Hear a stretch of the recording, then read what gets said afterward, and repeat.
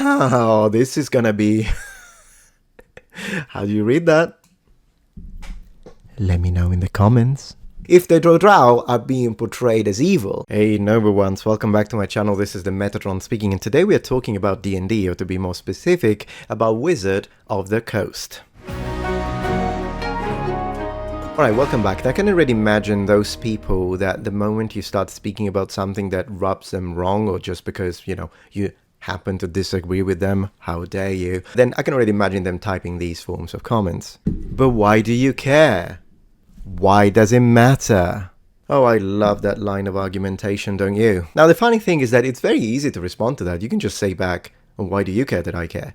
But that wouldn't be fun, would it? And it certainly wouldn't make for a video. So today I will tell you why I care about D&D. You see, I've been a fan of D&D since I was like 10, in the sense that I played for numerous years both as a player and as a DM. I've got a lot of wonderful nostalgic memories that we built together with friends and family, playing every single Sunday, and sometimes for weeks in a row. Considering the fact that D&D is a phenomenon that began in the 70s, of course, I didn't see the beginnings of it. I'm statistically a lot older than the majority of you who are watching this video. In fact, I want to say that when I started playing D&D, when I was 10, a large number of you wasn't even born. So the problems I'm going to present to you today, and the sort of items of discussion that we can use to initiate discourse, are not coming from a place of hate, but they're coming from a place of love for this specific series and role-playing game system. Of course, I don't need to introduce D&D. Dungeons & Dragons has been a cornerstone of tabletop role-playing games for nearly 5 decades. And whether it be a millennial like me, or whether it be a young person who's perhaps been introduced to D&D either through the tabletop format, or perhaps because of one of the video games, such as Baldur's Gate series, I think we all know what we are talking about. But most importantly, this enduring popularity that Dungeons & Dragons has is a testament to the strength of its core design. And today, one of the things I'd like to talk about is in fact those modifications of these core elements of the system that Wizard of the Coast is pushing for the absolute wrong reasons. Now, as someone who has enjoyed loads of different versions, in fact, even before the word version was attached to D&D, I understand of a natural desire that game developers can have when it comes to the ability to innovate. But I do believe that in this climate of current culture war, what is actually missing when it comes to this topic is someone who can present a critical analysis of core element modifications when it comes to the D&D system and lore that is not based on politics, but is just based on love for the game and logical sense.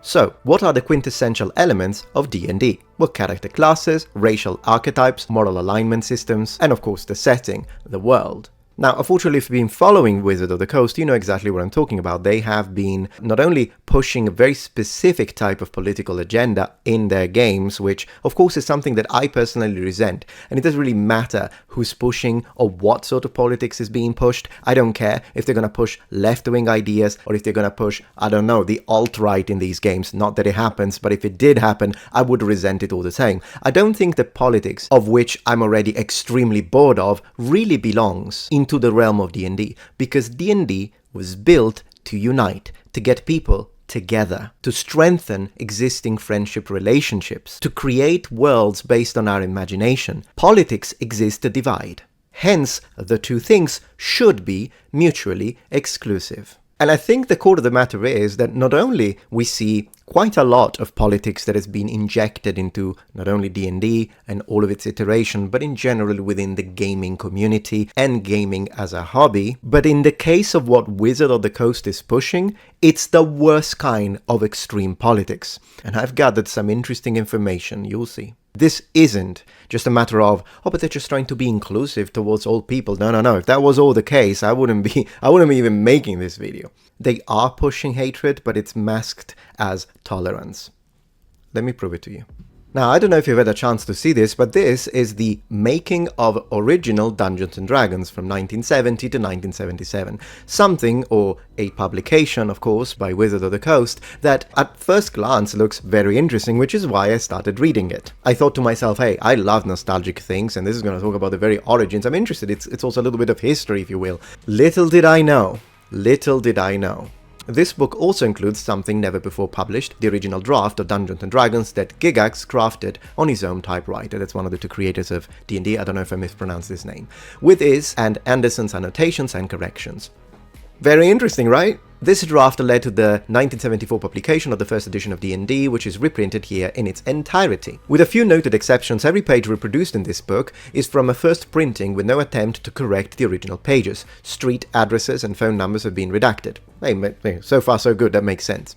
You don't want to dox anyone. So far, no hatred, no politics, right?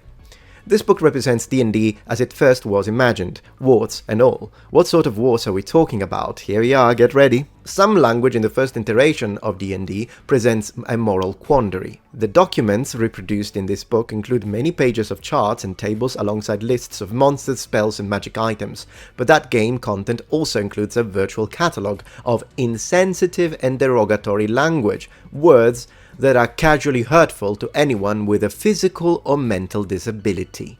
I wish they provided examples. Or who happens to be old, fat, not conventionally attractive, indigenous, black, or a woman. Does it? Some people have charitably ascribed this language to authors working from bad assumptions. In the 1970s, historical wargamers in America were predominantly white. There it is. There it is. White hatred. And before anyone tells me, oh, are you doing right-wing grifting? Listen, I don't care about that. I hate hatred. So if you have a problem with people because they're black, shame on you. If you have a problem with people because they're white, shame on you all the same. It does not make it a far-right or alt-right grifting if you say, hey, hold on a minute, you hating on someone because they look white or because they look anything is wrong. So that's before anyone goes there and makes a response video, Metatron is a Nazi because he's protecting white people. Yes, I am. I will always defend people who are being attacked. It doesn't matter if it's white people, if it's black people, if it's Asians, what have you. Historical wargamers in America were predominantly white middle-class men. It isn't surprising that they would dub a class of fighters the fighting man. It's based on the European Middle Ages, man. It's not like D&D prohibited you to be a woman warrior. I don't see how this offends you. But when, in the pages of Greyhawk, the description of the Queen of Chaotic Dragons includes a dig at women's lib, the misogyny is revealed as a conscious choice. So, white, men, misogyny, any other buzzwords? It's an unfortunate fact that women seldom appear in the original D&D, and when they do, they're usually portrayed disrespectfully. Slavery, check this one out, slavery appears in original D&D not as a human tragedy. Have these people even played D&D? Not as a human tragedy that devastated generations over centuries, but as a simple commercial transaction. These people have never played. I hate Suits. I hate Suits. Whoever wrote this never played D&D. I've been playing D&D since the 80s. Always, in every occasion in which in either a video game, a tabletop session, a D&D inspired book, slavery is mentioned, it's because there are some evil people that are enslaving other people, and the heroes, the paladin,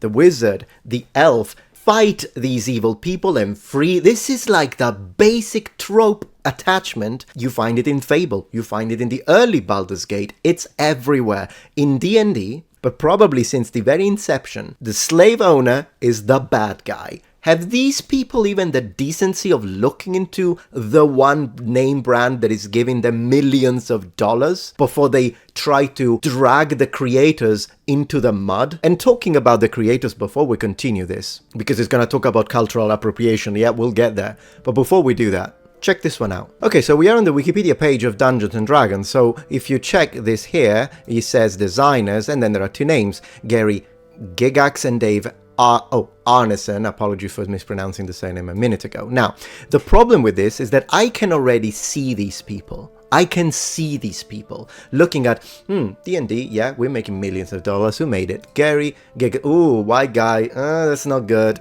Wait, who is this Dave Arneson? Oh, another white guy. Oh, that's horrible. We need to fight this. They must have been racists. Absolutely, they were racist and misogynist. This is their approach. It's the equivalent, this is so evil that it's the equivalent of me loving Cyberpunk 2020 to death. I played this one throughout like my entire teenage years. I'm a huge fan of this. We owned all of the physical books. I still do. It would be me like saying, oh, Cyberpunk, that's really good. I love it. I'm having a great time. Who made it? Designer Mike Pondsmith. Is that, who's Mike Pondsmith? And I look at this, oh no, I don't like it anymore because the guy is black. I mean, what of a narrow-minded individual would think that way. I love this guy because he made an incredible role-playing game. Why does it matter whatever freaking skin tone he has? It means nothing to me. Likewise, if Dave was black, I'd be like, great, but he's not. And I'm not gonna hate him. In fact, you know what? He has a child. There we go. So if you are watching this, whoever you are, son of or daughter of Dave Arneson, be proud of your dad. He did an amazing feature. And the fact that these people that are making millions of his ideas and his amazing work, but then have to drag him to the mud and disrespect him, pay no attention to them. Because people should always be judged by the contents of their character, not the color of their skin. Dave is great. Mike is great. They are all great because of what they did and because of what their mind created. Who cares about what they look like? White men. Alright, but we were into, it's cultural appropriation now. Let's go. The cultural appropriation of original D&D ranges from the bewildering, like naming every 6th level cleric a llama. Oh my gosh, how is that? How is that cultural appropriation? If anything, kids in the 70s who had never heard the word llama, they connected to a cleric who is clearly an adventurer, who's someone who is part of their heroic tales, and he is a llama because he's level 6, so he's even higher than the very basic level. And then these kids will hear the word llama in a real life example, and they will think, oh, look at that, that's a llama like my cleric. And so you know what that's gonna do? It's gonna do a positive association at a psychological level. If anything, the cultural appropriation D&D did by naming clerics, in fact, I would say is inclusive, if anything, since you're all about, inclusive, yeah. Well, this was inclusive, it's not cultural appropriation. And in fact, the usage of this created positive mindset and positive reinforcements in the minds of the kids that were growing up, because they would associate something that is from another culture, from another reality, the Lama, Buddhist, whatever, into something that they love, which is D&D. Cultural appropriation. But according to them, it's bewildering. How dare they call it a llama? Yeah. Now, unfortunately, I don't have the power to influence what massive corporations do, but what I can do is to make sure that any game that I create will have zero politics in it. Nothing. And I've already done that when I created my interactive adventure game that I released here on YouTube. Now, of course, YouTube is not pushing it at all, which is a shame because the people that did play it loved it. So if you do want to check it out and support the idea of making games with zero politics in it that are still successful, please check the link in the description below. Thank you so much for playing my game. To the staggering. Gods, demigods, and heroes, not reprinted in this book, includes game statistics for sacred figures revered by more than 1 billion people around the world. Players expected to fight Vishnu, one of the principal deities of Hinduism, kill him and loot his +3 sword of demon slaying. Okay, so I want to be fair. This is the only thing that I can understand. Now, given I would like to hear the opinion of an Hindu person, if they care, if they tell me, hey, you know what, I don't really like that, then I could be like, I can sympathize. I mean, if they made Jesus Christ as a playable character that I need to fight to loot even the way they wrote it though, to loot his +3 sword, you can tell these people have never played, but whatever. If that were the case, yeah, I think Christians wouldn't like it. So I have to be fair and say, hey, if Hindu don't like it, then I get it. Now, given they have thousands of gods, so maybe a Hindu person could respond to me and tell me, you know what, I don't care. I think it's fine. I think it's fun, even, depending on the situation. If that's what they think, then I don't care what Letsuits think, because I care about the people in question. Because I know for a fact that these people that are writing this are not believing, and they don't worship Vishnu, to be honest. So what are the chances of that? So I don't care what they think. I care about the direct people. And you'll see that this is going to come back as a point of argumentation from me during this entire discussion, because we have a lot to show. But anyways, I can understand this, okay? I understand the perspective when it's in connection to actual sacred deities that are indeed worshipped by. Fine, that's a good point. The only one so far. Despite these shortcomings, D&D has always been a game about people choosing to be someone unlike themselves and collaborating with strangers who become friends. Exactly. So the collaboration, the becoming friends, is why we don't want you to inject politics in it, whatever nature of politics that would be. But also another thing is that this idea that you're saying here, please pay attention and remember this one, jot it down. D&D is a game about people choosing to be someone unlike themselves. Oh, I'm gonna use this. You wait. Finishing up before we jump into more recent articles, it has slowly become more inclusive, and as the player base has become more diverse, the player base has always been diverse. The player base has always been diverse. The pool of creators who make the game has expanded to include people with a broader range of identities and backgrounds. Lots of buzzwords in here. Not that I necessarily hate the word inclusivity or the word representation, just to give you an idea, when there is a character creator that doesn't allow long hair, I don't particularly like it. But then again, you will see why these are becoming little red flags here, because I'm thinking, wait, is this coming from a genuine place of wanting to include and make as many people happy as possible, which I wouldn't have anything against, or is this coming from a different place, a place of hatred and a place of political pandering? You will see that it's the latter, and I will prove it. As these new creators make the game more welcoming, the game has attracted new fans who, in turns, continue to make the game more inclusive. The future of Dungeons, and that's so manipulative, by the way. The future of Dungeons and Dragons here, at its 50th anniversary, is bright. Right. Okay, so let me show you this bright future that they are talking about. I really want to show it to you. Here we are. Is Dungeons and Dragons eliminating inherently racist half-elves, half-orcs? Inherently racist. Wizard of the Coast, the company that publishes the official material for the role-playing game Dungeons & Dragons, is planning to eliminate the half-elf and the half-orc races in forthcoming editions because the half construction is inherently racist, according to game designers. Ladies and gentlemen, the bright new future of D&D. Open quotes. Frankly, we are not comfortable. Who cares what you're comfortable with? Frankly, we are not comfortable, and haven't been for years, with any of the options that start with half, said Jeremy Crawford, D&D rule designer, at a virtual event last week. Remember where I was talking about logics? Like a logical line of connection, a logical continuity within a thought pattern? Yeah.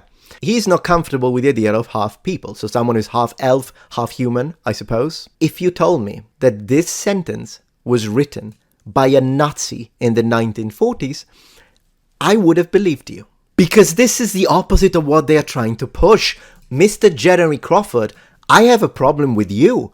Why do you have a problem? Do you realize that the idea of a human and an elf that fall in love regardless of their cultural and racial differences, they love each other so much that they create new life because of this unification?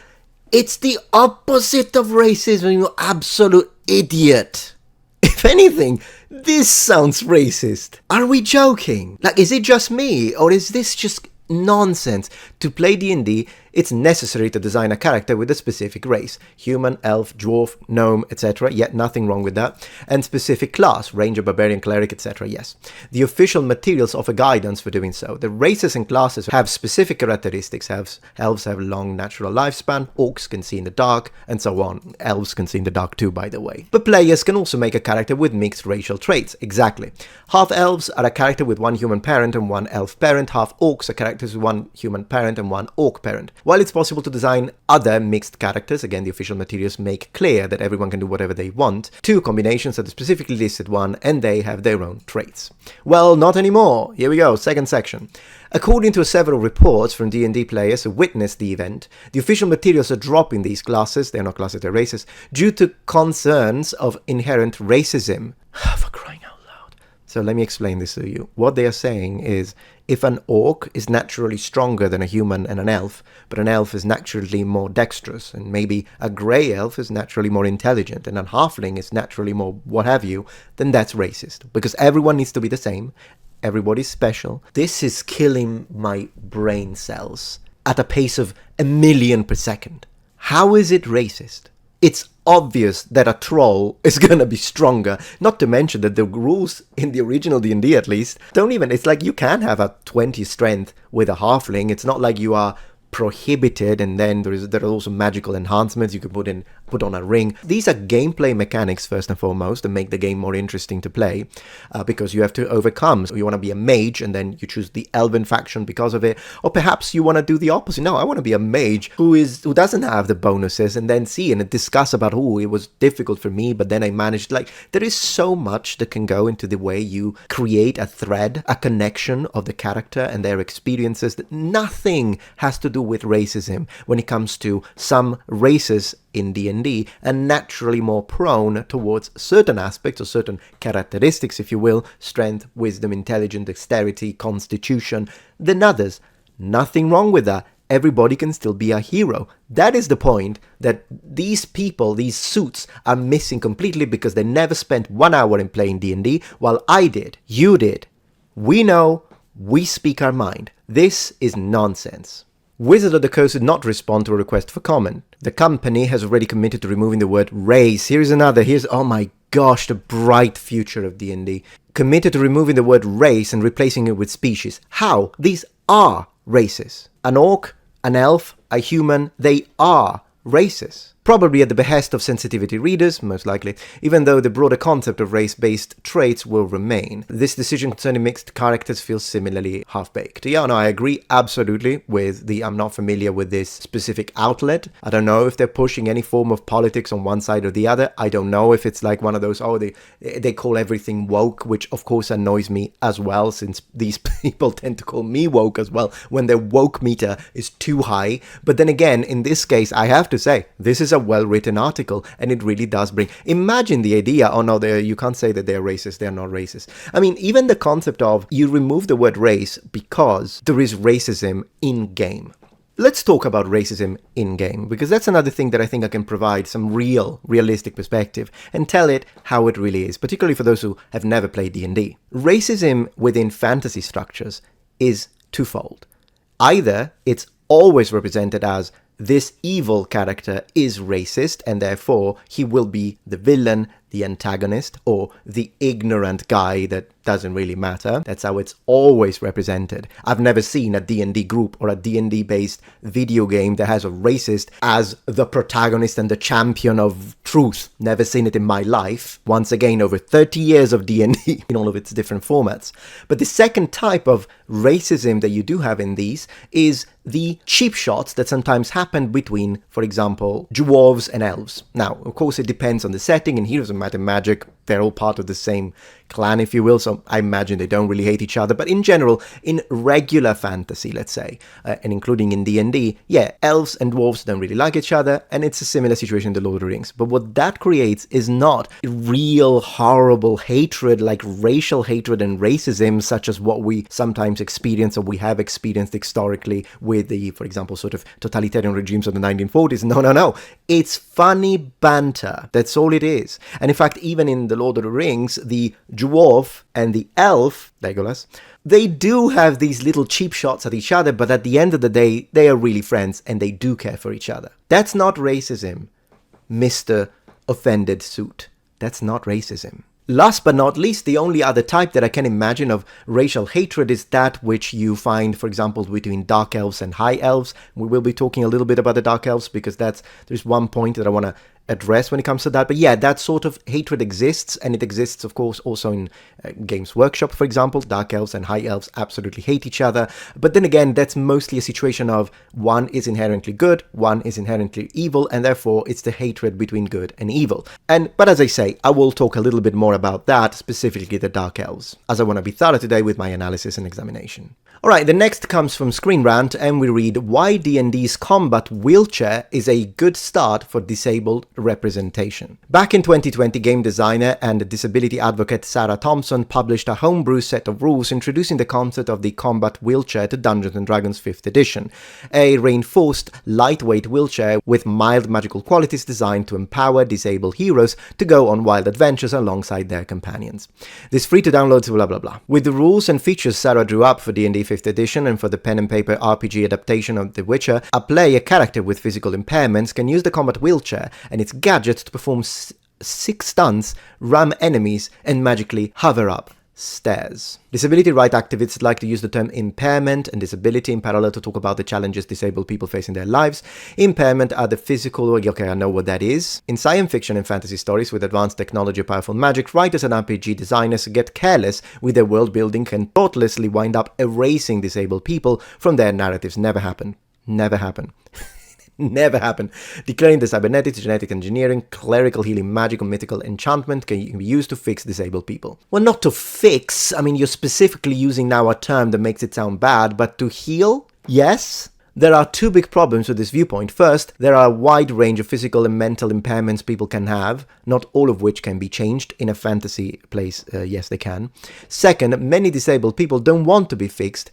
I'll wait to hear from them on that, seeing their impairments are an essential part of, oh, this is so insulting, essential part of the lives they lead. For them, the idea of curing all disabled people smacks of prejudice, and not for you. A toxic mindset valuing people only for how strong, useful, and normal they are. This is all in your head. I would like to begin my response to this, which also connects to what has been happening with the character creator over at Dragon Age, the newest iteration. I think it's called Vanguard, I believe. But let's begin with this. Do you remember this part from this book that I was reading, when it says, D&D has always been a game about people choosing to be someone unlike themselves. Look, as a DM, if a friend of mine is in a wheelchair, and as he's creating his character, he tells me, not you, not this Sarah Thompson, my friend, tells me, hey, do you think I could create my, I don't know, magic user, my wizard, my warlock, whatever they want, my warrior, do you think I can have him with the same, so like I can't use my legs either, but through magic or through incantation, I can actually still fight and be effective, but I want to have the situation because I feel like that's me, and I feel more like that's what I would like. Absolutely. If it makes you happy as a DM, nothing against it. But I am going to ask a question, not to Sarah, but to you. If any of you has any form of physical impairment, you lost the ability to use your arm, you lost the ability to use legs, anything that you're struggling with, would you want to take that with you into the realm of fantasy? Because to me, this feels, in fact, limiting. I feel that they are putting chains around you just so that they can virtual signal and show, oh, how tolerant we are, while they call everyone who doesn't agree a bigot. You're very tolerant. Now, I understand the idea of wanting to see an image of yourself into your character. For example, when I create my character for Mass Effect, it annoyed me that I couldn't choose long hair and I had to go for short hair. But then again, the long hair is something I like about myself. With that being said, whenever I create a character, I do enjoy to give myself big pecs, some muscles, make myself a little taller, because these are things that I can use the power of my imagination and make myself to be a warrior, an amazing paladin, something that I'm not, but with the power of imagination, I can now be. Similarly, the reason why I thought that this was insulting to people that have impairments is because your impairments do not define you. They do not identify you. You are the power of your mind. And in a fantasy game, you can be free of any difficulty that you have and that you are facing in your life. You can fly. You can run. Your mind is free and it's powerful. So I absolutely say to any player of mine, be whoever you want to be. But the words of political activists that are pretending to be tolerant while hating on everyone and calling everyone a racist, a misogynist, just because we want to preserve something we love, mean nothing to me. So unless I hear in the comments someone who is in a wheelchair and tells me, oh yeah, I do want to see the same wheelchair that I'm stuck on because of how unfortunate life has been towards me, yeah, I definitely want to bring it with me into the fantasy game that we're playing. Unless someone who is experiencing this in life tells me that, I do not believe it. I just don't believe it. And only they are the ones that we should listen to, not the political activists. And in a way, this connects to this whole situation with Dragon Age Origins that now allegedly is allowing you to, when you create your character, and let's say you are transgender, now you can have the top scars, so the top surgery scars, so that you can feel represented. Once again, I fail to understand this, but I don't hate people. I don't hate anyone, well, except the toxic extremists. I do hate those. But in general, if you're transgender, walk me through this. In a fantasy world where you finally can be whoever you want to be, and you can look however you want to look, why would you want to carry something that doesn't even make sense in that setting, since, Dragon Age is like medieval fantasy anyways? How is that empowering? You know what's empowering? The power of imagination. That's empowering. And that's why we fight against it. Now, you can call me, oh, you're an anti-woke, right-wing grifter. You can do that if you want. You're an alt-right poster boy. Do that. and then go back to your miserable, toxic life if that's what you do. And I say the same to those people that every time that I present something that they don't like, they call me woke, you're so woke, everything they don't like is freaking woke. Yeah, go back to your miserable life and let the adults talk. The people that are decent and have the ability to discuss and have an actual conversation and don't have a problem with people not agreeing with them. As long as there is no hatred involved, and this discussion comes from the love, or should I say, the nostalgic appeal of something that we grew up with, I don't think there is anything wrong in calling out these injections of politics made by people who will call you racist and ableist, I guess is the word, for no reason whatsoever. Now, are there actual racists that also use this opportunity to complain about every time there is anything but white on screen? Yes, of course they exist. But could we focus the label racist on them instead of on everyone who disagrees with you? Is that too much to ask in the current climate of the culture wars? Now, this also connects to another problem, another situation. The problem, it's not even, they are the ones who are labeling everything problematic. And apparently even the idea of races that are inherently evil or inherently good is problematic within the setting of D&D. So what we are seeing is that we are starting to see orcs that are actually good. They have families and newborn babies, and they're noble, and they're nice, and goblins are not evil. And okay, so when it comes to greenskins, it really depends on the setting, in the sense that, for example, in the Lord of the Rings, orcs are absolutely pure evil, and they are born from evil. They are corrupted beings. Therefore, there is no way if someone says, oh, well, no, but my sensitivity reader says that orcs need to be nice. No, those are not the orcs in Lord of the Rings. With that being said, in Heroes of Might and Magic, for example, instead, orcs, they are barbaric, but they're not necessarily evil, particularly in the later iteration of the game. They will be rude, they will be very warlike, but they're not evil. Demons are evil.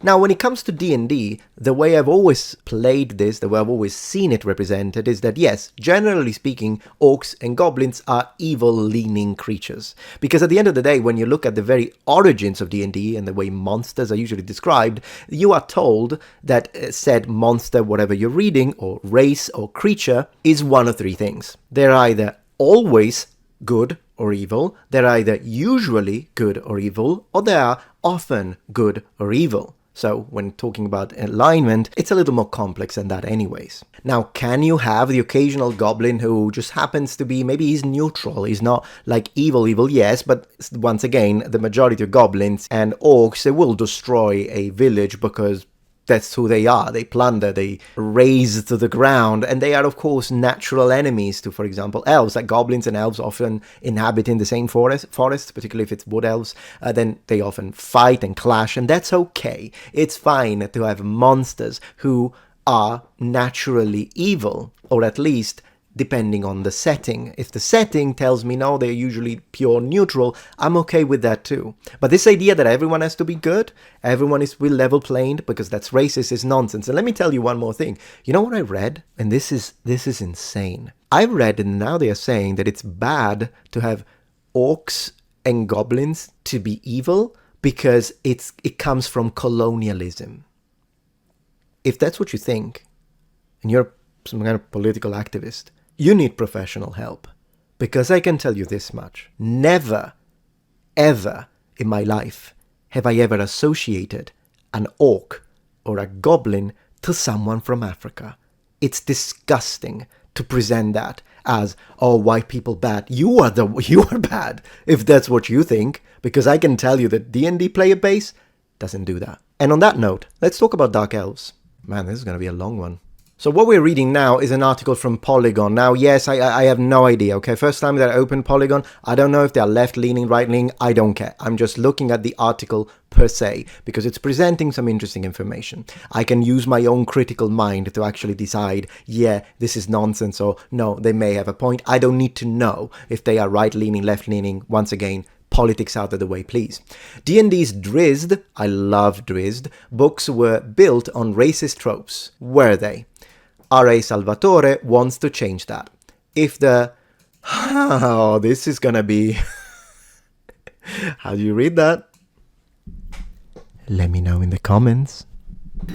It's actually kind of funny. I found this post that really made me laugh because it said, oh, it's so easy to know how to pronounce this. You just pronounce it like the word B-O-W. And I thought that was genius, because of course you can pronounce it bow if you mean, bow and arrow, or you can say bow if you mean this, and it's spelled the same way. So at the end of the day, you're not really solving anything. I thought it was brilliant. Anyways, if the drow or if the dro, I have no idea what the correct pronunciation is. I mean, in Italy we tend to say dro. That's how we say it in Italian. So to me, dro sounds more correct. But then the other day I had a little bit of a discussion about it with my wife, and she says drow, and it's absolutely drow when it comes to her. So at the end of the day, today I'm just going to use both so I can piss everyone off, as I always do.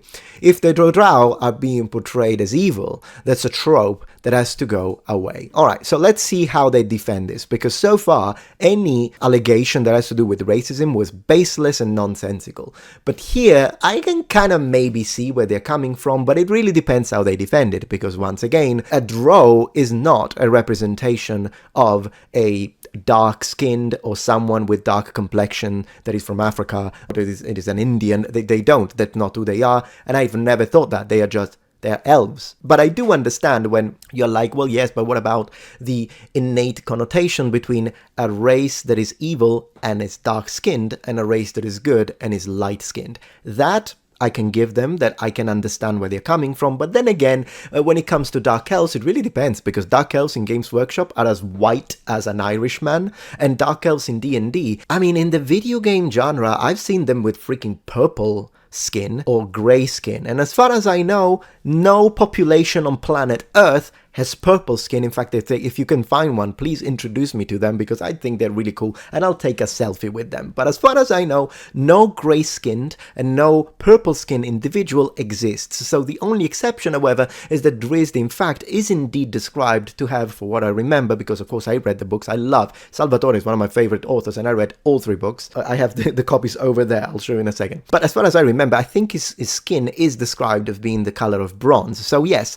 basically the skin of Dark Elves has a range of possible tones. That's something that you need to keep in mind. But let's read. Despite their popularity among fans of genre fiction, Dungeons & Dragons, The Legend of Drizzt novels have been fairly criticized for reinforcing racist fantasy tropes. R.A. Salvatore, the creator of Drizzt, tells Polygon that the time has come to set things right. Salvatore's next novel, Starlight Enclave, arrives on August 3rd and will expand the franchise into new territories. At the same time, it will broaden the identity of the Drow, the race of dark-skinned elves that have been a part of the original role-playing game since 1970s. Yeah, I'm actually interested to see how it's gonna solve the problem. Are you gonna change the Drow so that they don't have dark skin anymore, or like they did in Games Workshop, I suppose? Or are you gonna make it so the Drow are all good now, or some are good, some are evil, but inherently they're not an evil? I mean, that would be a massive change. It would be like saying, oh, Chaos Warriors, no, they like the law, they appreciate legals, and they have a very structural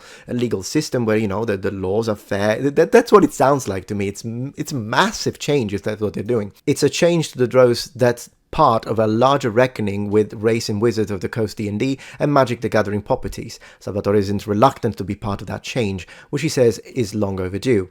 I did it because it's the right thing to do, Salvatore told Polygon in an exclusive interview. It's an update that was greatly needed for the things that I didn't even know were a problem when I first wrote the books. Well, then again, if you didn't know that they were a problem, it means that to you didn't think them in a hateful way. So I personally don't have a problem with your work. I think it's the contents of your heart that matter. Now, given you want to make sure that the message is not misunderstood, I can respect that. As I say, I'm not here to hate. I want to be open-minded. But when he wrote it, he had no racist thought whatsoever. I don't have a problem with the work then. Because if someone sees something hateful in it, then it's their problem. It's a you problem. That's not an author's problem whatsoever. The Legend of Drizzt began in 1988 with The Crystal Shard, Salvatore's first published novel. It tells the story of a drow named Drizzt Do'Urden and his adventures among the inhabitants of Icewind Dale. Cool name. A northern region in D&D's Forgotten Realms setting. I mean, the names are great, I'll give him that. While the humans, dwarves, and other fantasy creatures that inhabit the Dale present a vaguely Nordic or Viking... well, how are the humans Nordic or Viking? Dwarves... I mean, whatever. I mean, yeah, elves, like high elves, do give me the impression of being slightly more effeminate versions of Scandinavians, if I have to be fair. But then again, I mean, maybe a wood elf wouldn't be. Maybe I could be a wood elf, with the long hair, long black hair. I don't know. Fantasy creatures that inhabit the Dale present as vaguely Nordic or Viking. Drizzt has black skin. He doesn't have black skin. He has like bronze skin, dark bronze skin. I don't remember him having black skin. So this already, I think, is inaccurate, but please correct me if I'm wrong.